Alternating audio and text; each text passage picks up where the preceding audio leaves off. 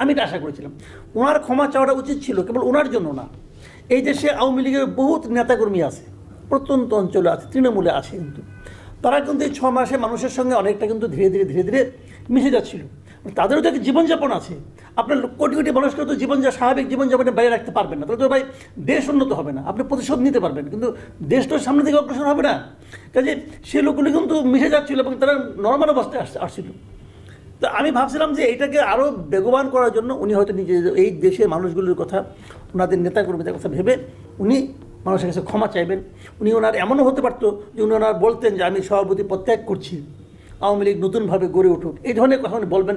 এটা কিন্তু আমার একটা ধারণা ছিল, কারণ একজন পলিটিক্যাল লিডার যিনি, তার এরকমই হওয়া উচিত। আপনি বিদেশে দেখবেন কোনো পলিটিক্যাল পার্টি যখন ক্ষমতা থেকে নেমে যায়, ওই পার্টির লিডারে কিন্তু পদত্যাগ করে, নতুন লোক এসে কিন্তু দায়িত্ব নেয়। কারণ এটা প্রমাণিত হয়েছে, তুমি ক্ষমতায় থাকতে পারো না মানে তুমি পারো নাই, তুমি যে পারো নাই এটাই প্রমাণ করে তুমি যোগ্য না। তার এই ভদ্রমহিলা উনি পারেন নাই, ওনার পুরো দল এখান থেকে চলে যেতে বাধ্য হয়েছে, ওনার মন্ত্রিসভা দেশ থেকে পালাইছে, মানে কত অপরাধ এদের। এবং অপরাধের জন্য প্রত্যেকটা লোক নিজে জানে কে কী অপরাধ করছে, তারা তো নিজেরা জানে, তারা পালাইছে। সেই জায়গায় কিন্তু আমি ভেবেছিলাম উনি এগুলো বলবেন। তো উনি কী করলেন? উনি সারাক্ষণ সেই একই রেকর্ড বাজাইলেন। উনি কি করছেন, এই দেশের মানুষ কত গরিব ছিল, উনি তাদের ঘর দিয়েছেন, সিমি পাকা বাড়ি দিয়েছেন, মানুষের হাতে টাকা দিয়েছেন, কত কিছু যদি করছেন। আরে ভাই একটা কথা বুঝবেন, বলেন আপনি আমাকে, উনি যদি এগুলো করে থাকেন কার জন্য করছেন? এই দেশের লোকের জন্য তো করছেন, তো এটা বলার দরকার কি? তো দেশের লোক তো জানে উনি কী করছেন, বারবার বলার দরকার কি? বলা মানে কি? উনি নিজেও শিওর এটা হয় নাই, উনি নিজেও শিওর যে টাকাগুলি চুরি করছেন। ঘরে ঘরে বিদ্যুৎ দিয়েছি উনি বলছেন, এটা বলেন নাই যে বিদ্যুৎ দেওয়ার নাম করে কয় টাকা নিছেন আর কয় টাকা বিদেশে পাঠাচ্ছেন, এগুলো তো বলে নাই। কিন্তু যাও, সেগুলো নলাম। সব মিলিয়ে আমার যে বক্তব্য, ওনার এই ভাষণটা ছিল খুবই নিম্নমানের, নিম্ন রুচির, অহংকার এবং বাহাদুরিতে ভরপুর একটা ভাষণ, যে ভাষণ এদেশের মানুষের মধ্যে মিনিমাম ফিলিংস ক্রিয়েট করতে পারে নাই, মিনিমাম পজিটিভ ফিলিংস ক্রিয়েট করতে পারে নাই। বরঞ্চ ওনার দলের লোকজন যারা এই ভাষণটা দেশে থেকে শুনেছেন তারা আতঙ্কিত হয়েছেন যে এই ভাষণ আমাদের জীবনকে না আবার অস্থির করে তোলে, এবং হয়েছেও তাই। কালে 32 নম্বরকে ভাঙছে, আর কোথাও কিছু হয় নাই সারা দেশে, খবর নিয়ে দেখানো হয়েছে। তার মানে উনি নিজে যখন আরামে আছেন, রাষ্ট্রীয় অতিথি হিসেবে আছেন, কিন্তু এখানে এই দেশের আওয়ামী লীগের নেতাকর্মীদেরকে উনি জীবনটাকে আরও দুঃসহ করে তুলছেন। আমি আওয়ামী লীগের নেতাকর্মীকে বলবো যে ভাই, আমি যতটুকু বুঝি আমার কমন সেন্স দেওয়া, যে আপনারা যদি প্রকৃত এই দেশের রাজনীতি করতে চান তাহলে এই শেখ হাসিনাকে ছাড়েন। আওয়ামী লীগ শেখ পরিবার মুক্ত হবে এবার, এটা আমি মনে করি পার্সোনালি। এবং ওই সমস্ত করাপ্ট লোকদেরকে যাকে আনবেন এই দল আর দাঁড়াবে না, ওই দলকে দাঁড়া করতে হয় অন্যভাবে। এবং আরেকটা কথা বলে শেষ করি, যে কালকে যে ঘটনাগুলো ঘটেছে আমি মনে করি তার উস্কানি কিন্তু শেখ হাসিনার এই ভাষণ দেওয়ার যে ঘোষণা তার মধ্যে রয়ে গেছে। এই ভাষণ দেওয়ার সময় তার জন্য এটা ছিল না, আসলে কোনোভাবেই না। উনি এটা করা ওনার ঠিক হয় নাই। উনি যদি আসলেই দেশকে ভালোবাসতেন, উনি যদি আসলেই দেশের জন্য কিছুটা মানে ভালো চাইতেন, তাহলে এই ধরনের হঠকারী সিদ্ধান্ত উনি নিতে পারতেন না। তারা কিন্তু সকালে না, আগের দিনই বুঝে দেখলাম, আমি নিজেও দেখেছি সোশ্যাল মিডিয়া, এই যে ধানমন্ডি 32 উপলক্ষে বুলডোজার মিছিল সে সকালে দিয়েছে ওরা, আর 9টায় কর্মসূচি পালিত হবে, বুলডোজারের ছবি টবি। আচ্ছা, বুলডোজার জিনিসটা কি? বুলডোজার আপনার বাড়িতে বুলডোজার কটা আছে ভাই? এটা কি মানুষের ঘরে ঘরে থাকে যে আমরা রান্নাঘরের পিছনে একটা বুলডোজার রেখে দিলাম, এরকম হয়? এই বুলডোজারটা কার? বুলডোজারের মালিক কে? আমি যতটুকু শুনেছি এই বুলডোজারের মালিক হলো ঢাকা সিটি কর্পোরেশন। তো সেই বুলডোজারটা এখানে আসলো কী করে, কে নিয়ে আসলো? আমি তো মনে করি এই ঘটনার সঙ্গে সরকারের এক ধরনের আছে, মদত আছে। সরকার চেয়েছিল বলে বুলডোজার এখানে আসছে, তাহলে আসলো কীভাবে? সরকার যদিও ব্যাখ্যা দিচ্ছে নানা রকমভাবে, সরকারের যে ব্যাখ্যা, যেটা আমি সর্বশেষ এখানে এসে দেখলাম, সেই ব্যাখ্যাটাও আমার কাছে হাস্যকর মনে হয়েছে, একটা পয়েন্ট ছাড়া। আর উনি বলতে যাচ্ছেন যে শেখ হাসিনার বক্তব্যের কারণে এটা ঘটছে। তো শেখ হাসিনা তো বক্তব্য দেওয়া শুরু করছে রাত 9টায়, আর ওরা যদিও 9টায় বলছে ভাঙবে, ওরা তো এখানে আসা শুরু করছে 7টা-8টা থেকে। তাহলে এটা কীভাবে হলো? তাহলে দুটোর সঙ্গে তো মিলল না। যদি শেখ হাসিনা যদি ভালো ভাষণ দিত তাহলে কি ভাঙতো না? তাহলে পুরো জিনিসটাই কি?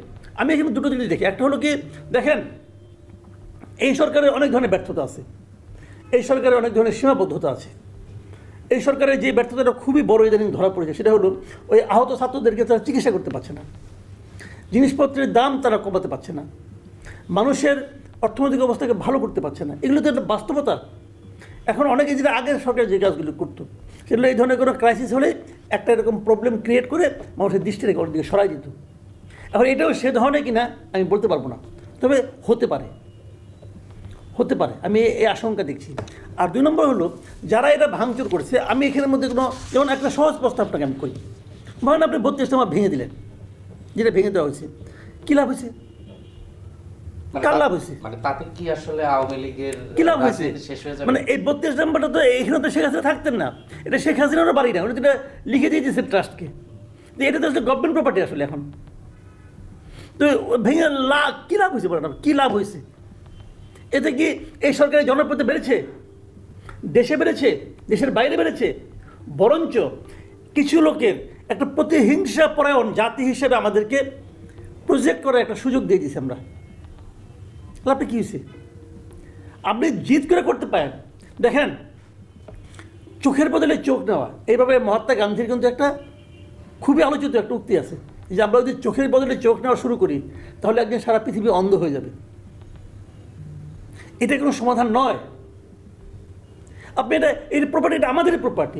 আপনি দেখেন নাৎসিদের আমলে জার্মানিরা গ্যাস চেম্বার করতো, গ্যাস চেম্বার ইহুদিদেরকে মারতো, ভয়ঙ্কর এটা কিন্তু। তারা কি সমস্ত গ্যাস চেম্বার গুড়িয়ে দিয়েছে? ওইটা একটা অত্যাচারের প্রতীক হিসেবে রয়ে গেছে, এটা পার্ট অফ হিস্ট্রি। আপনি যদি মনে করেন এটা স্বৈরাচারের একটা প্রতীক, তো এটা এইভাবেই থাকুক, লোকে এটাকে ঘৃণা করবে, এটা ঘৃণার প্রতীক হিসেবে থাকুক। কিন্তু এখন যেটা হয়েছে, তো লাভটা কী হয়েছে? সিম্পলি কথাটা আপনি বলেন। আপনারা যে কাজটা করেছে, এই কাজ, যে ঘটনাটা ঘটেছে, এবং সরকার এটাকে ঘটতে দিয়েছে আমি মনে করি, কারণ সরকার আজকে বিবৃতি পড়ে আমাকে তাই মনে হলো, এই বিবৃতির একটা মানে গুজামিল দেওয়া বিবৃতি দেওয়া দিয়েছে। তাদের এই বিবৃতির, টোটাল বিবৃতির 80% জায়গা তারা ব্যয় করছে শেখ হাসিনার ভাষণ নিয়ে। কিন্তু এটা যে একটা যদি ঘোষণা দেয় যে আমি কালকে ওই বিল্ডিংটা ভাঙবো, সরকারের কী উচিত? যে ভাঙবে, এটা কি আদালতে কোনো আদেশে ভাঙা হয়েছে? তাহলে এটা ভাঙতে পারে কেউ? সরকারের ফেরানোর চেষ্টা করছে? করে নাই তো। নামে মাত্র কয়েকজন আর্মি এখানে দাঁড়াইছিল, তারা পরে দর্শক হয়ে গেছে। এটা আমরা দেখছি, সবই তো আমরা লাইভে দেখলাম। তাহলে হলোটা কি? তাহলে সরকার নিজেদের মানে তারা যে ক্যাপাবেল নয় আইন শৃঙ্খলা রক্ষা করার জন্য, রক্ষা করার ক্ষেত্রে, এটা তারা আরেকবার এখানে নগ্নভাবে প্রমাণ হয়েছে।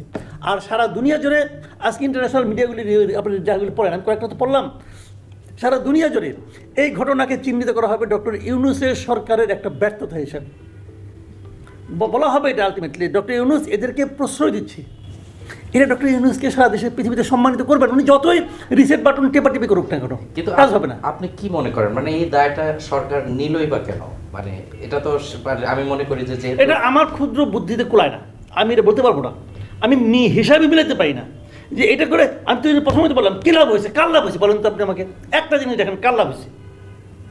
যে লোকটা একটা দরজা দেখলাম, ভাঙা দরজা নিয়ে যাচ্ছে, যে দরজাটা নিয়ে গেছে তারও কোনো লাভ হয় না, কারণ দরজাটা নিয়ে এসে কোথায় রাখবে?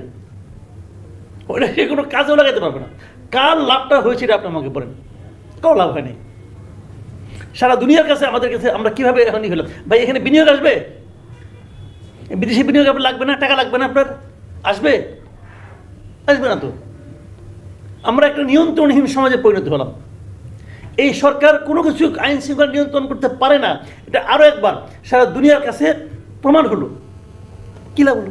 কিছু লাভ হয়নি। আরেকটা বিষয় আলোচনা হচ্ছে যে মানে এই ঘটনাটা আসলে আওয়ামী লীগকে নাকি একটা বড় সুবিধা দিবে। আমি সকাল থেকে অনেকের স্ট্যাটাস দেখছিলাম, আবার অনেকে বলছে যে এটা হচ্ছে আওয়ামী লীগেরই পাতা একটা ফাঁদ, যেই ফাঁদে সরকার পা দিয়ে ফেলেছে, বা যারা এই ঘটনাটা ঘটিয়েছে তারা।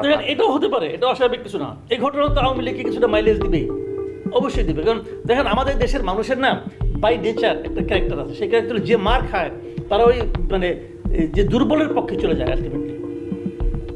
এখন দেখেন আওয়ামী লীগের অপরাধের শেষ টাইমে 15 বছর ধরে তারা কি না করছে, কি না মানুষকে গুম করে ফেলানো, এটাকে পৃথিবীতে কখনো আমাদের দেশে কোনো হয়েছে বলে আমি যাই না। গুম করে ফেলাইতেছে পুরো ফ্যামিলিটা, দিনের পর দিন কত অসহনীয় অবস্থা ছিল। এই সবই তো আওয়ামী লীগ করছে না। সেই অপরাধের কথা এখন কিন্তু লোকে ভুলে যাবে অনেক সময়। তারা বলবে তোমরাও তো কম করো নাই, একটা বাড়ি, নিরীহ বাড়ি, তুমি বাড়িটা ভাঙলা কেন? ভাঙবা তুমি 6 মাস আগেই ভাঙতে, এখন ভাঙলা কেন? এগুলি তো মানুষ কিন্তু আলোচনা করবে। আপনি ইয়াংরা করতেছে, ঠিক আছে, এই সব ইয়াং এখানে দেখতেছি, আমি ম্যাক্সিমাম ইয়াং দিয়েছি। বয়স্ক লোকরা কিন্তু ঠান্ডা মাথায় চিন্তা করে। এই প্রত্যেকটি ইয়াংকে আমি বলবো নিজের বাড়িতে যে নিজের বাবা চাচা মামাকে জিজ্ঞাসা করে দেখো তারা এটাকে কীভাবে নিছে, তারা এটা ভালোভাবে নেয় নাই। কারণ এখানে তো কোনো লাভ নাই তো ভাই। আপনি এমন এক শত্রু বাড়ি ভাঙলেন যে শত্রু একজিস্টই করে না এখন আর দেশে, একজিস্টই করে না।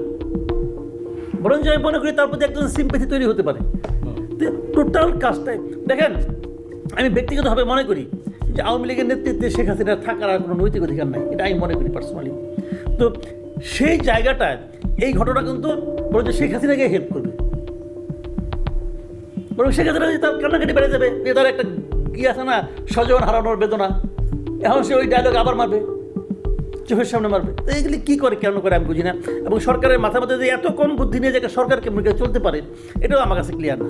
এই একই ঘটনায় আমি আরেকটা কথা বলি আপনি এখানে, এই যে কয়েকদিন আগে প্রধান উপদেষ্টা প্রেস সেক্রেটারি শফিকুল আলম সাহেব উনি একটা ডাস্টবিনের মধ্যে শেখ হাসিনার নামাঙ্কিত ডাস্টবিনের মধ্যে ময়লা ফেলালেন। আমি যদি বলি ওই ঘটনা বরং এই ঘটনাকে উৎসাহিত করছে, ওই ঘটনা এই ঘটনাকে উৎসাহিত করছে। উনি কি এটা পারেন? উনি যে সরকারের একজন কর্মচারী, উনি তো কর্মচারী ভাই, উনি তো সরকারের বেতনভুক্ত কর্মচারী, উনি কিন্তু কোনো পলিটিক্যাল পার্টি না, উনি কিন্তু ডিসিশন মেকার কেউ না। তো উনি কি এটা পারেন? উনি তো পারেন না। কী লাভ হয়েছে ওনার এটা কইরা? ওইটা ওনারই বা কী লাভ হয়েছে? ওনার নামে কি মানুষকে খুব জিন্দাবাদ দিচ্ছে নাকি? কী লাভ হয়েছে? বলছে ওনার এখন লেখাপড়া নিয়ে রুচি নিয়ে পারিবারিক ঐতিহ্য নিয়ে মানুষ সন্দেহ প্রকাশ করতেছে। তো কী লাভ হয়েছে ওনার? এটা কোনো লাভ হয় নাই। ওই ঘটনাটারই আমি মনে করি ধারাবাহিকতা এটা হতে পারে। উনি দেখাই দিয়েছে তোমরা এটা করতে পারো। একটা লোককে এইভাবে মানে অপমান করার চেষ্টা করতো, এই অপমানের কোনো লাভ হয় না। পৃথিবীতে অনেক জায়গায় স্বৈরাচারী বিদায় হয়। হ্যাঁ, প্রথম দিন যখন সরকার না থাকে তখন একটা ঘটনা ঘটে, অনেক সময় হিট অফ দ্য মোমেন্ট অনেক কিছু হয়ে যায়। কিন্তু যখন একটা সরকার স্টেবল গভর্নমেন্ট আসছে, কই সিরিয়ায় তো এখন এগুলো হচ্ছে না। সিরিয়া তো আসাদ পালাইছে, যা হবার প্রথম 2-1 দিন হয়েছে, এরপর এগুলো হচ্ছে এখন দেখেন। কারণ যারা নতুন ক্ষমতা আসছে তারা তো দেশটাকে সামনের দিকে নিতে চায়, আর এরা তো মনে করে দায়িত্ব নিছে দেশটাকে আর কত ভাঙা যায়, কত বিভক্ত করা যায়, এরা তো এই দায়িত্ব নিছে। তো এইগুলি খুব আনফর্চুনেট। এখানে মানে আমি একদম আমরা শেষের দিকে চলে এসেছি। মানে আমার শেষের প্রশ্নটা হচ্ছে যে এই ধরনের অনেকগুলো উদ্যোগ মানে যেগুলো এই বৈষম্য বিরোধী ছাত্রদের পক্ষ থেকে নেওয়া হয়েছিল, যদিও এই ঘটনার সাথে সরাসরিভাবে তারা সম্পৃক্ত নয়, কিন্তু সবগুলো উদ্যোগকেই কিন্তু বিএনপির পক্ষ থেকে একটা বড় বাধা তারা দিয়েছে। কিন্তু এই ধরনের ঘটনায় বিএনপিকে এখন পর্যন্ত আমরা অনেকটা নীরব দেখছি। মানে এটার কারণটাও বা কী হতে পারে? এখন দেখেন অবস্থা হচ্ছে জানেন, সারা দেশে এক ধরনের ন্যারেটিভ ছড়াই দেওয়া হচ্ছে যে এটা কিছু বলা যাবে না। এমনিতে বিএনপিকে নানা ধরনের কথা শুনতে হচ্ছে, কিন্তু যে বিএনপি আওয়ামী লীগের সঙ্গে জোট বাঁধছে, বিএনপি আওয়ামী লীগের সঙ্গে বসে নিয়ে ইন্ডিয়ার ধামা ধরা হচ্ছে, এগুলো কিছু কিছু সোশ্যাল মিডিয়ার কিছু কিছু লোক আছে বিদেশ থেকে এগুলির উপরে ছড়ায়, কিন্তু এক ধরনের ন্যারেটিভ সাধারণ মানুষের মধ্যে তৈরি করে। এর দ্বারা